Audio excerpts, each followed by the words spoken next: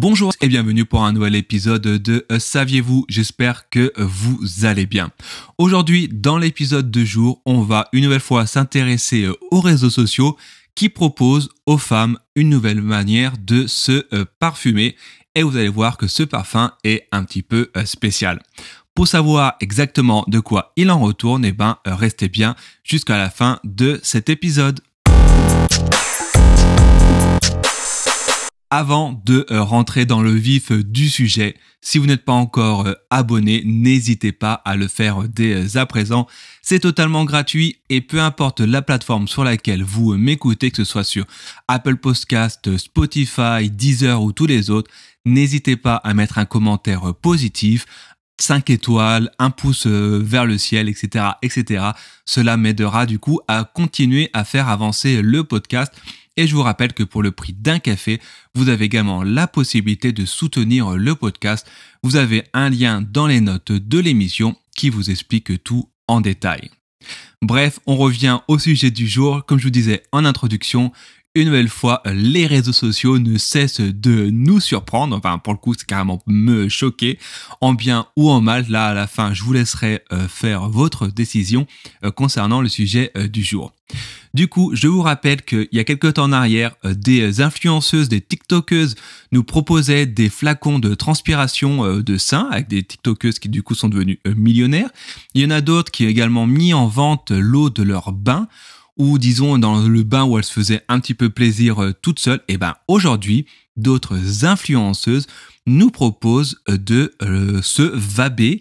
En fait, vaber, c'est un terme qui vient de l'anglais vabim. Et là, je suis certain que vous allez être ravis d'apprendre de ce qu'il en retourne. Alors, en quoi consiste précisément le vabbing? Alors, vabbing, c'est V-A-B-B-I-N-G, donc c'est évidemment un mot anglais. Alors, le vabbing, il est apparu il y a peu de temps sur TikTok, avec plusieurs centaines de milliers de vues à chaque fois pour chaque story TikTok.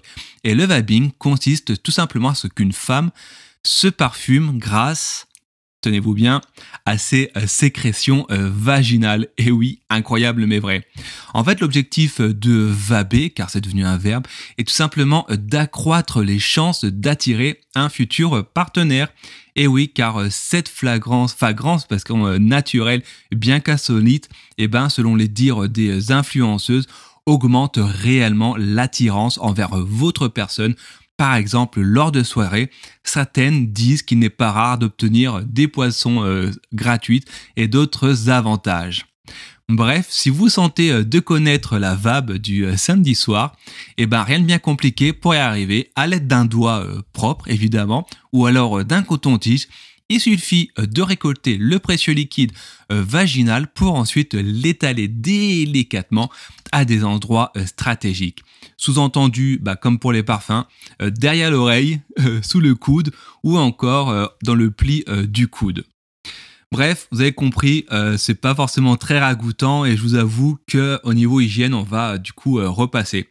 Surtout que même si les influenceuses disent que ça marche, parce que il y a l'idée des phéromones, etc., il s'avère que d'après des études scientifiques, cela n'est pas du tout le cas, voire vraiment très peu, car d'après par exemple des études récentes dont j'ai oublié l'origine, il a été dit et prouvé que le fait que l'homme, l'être humain, disons, dispose d'un cerveau assez complexe, plus que les animaux, entre guillemets, primaires, il faut mettre de gros guillemets, il a été prouvé que l'influence des phéromones n'est pas aussi importante que cela, on pourrait du coup l'imaginer en premier lieu.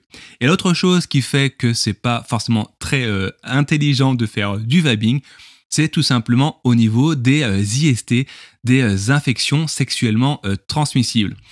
Ces IST ou MST pour les plus anciens, vous savez très bien qu'il faut avoir des rapports sexuels pour du coup se transmettre des maladies. Sauf que le fait d'étaler des sécrétions intimes, vaginales au niveau par exemple de l'oreille, le fait qu'une autre personne rentre en contact avec ces sécrétions, si vous en tant que dame par exemple vous avez une IST active au même moment, vous allez potentiellement transmettre cette IST à la personne qui vous fait la bise. Et oui, incroyable mais vrai. Bref, On arrive à la fin de cet épisode et moi je me demande également, avant de conclure cet épisode, à une période où l'égalité des sexes est la norme, et d'ailleurs c'est tant mieux, que donnerait le vabbing chez les hommes? Un homme pourrait-il se vaber avec son liquide préséminal ou autre chose par exemple? Je vous laisse sur cette question philosophique pour conclure l'épisode. Une nouvelle fois, je vous rappelle que si vous n'êtes pas encore abonné, n'hésitez pas à le faire dès à présent. Comme ça, vous êtes certain de ne pas rater les prochains épisodes qui ont lieu tous les mardis et tous les jeudis matins dans votre flux de podcasts préféré. En attendant le prochain épisode, je vous souhaite une bonne journée et je vous dis à très bientôt.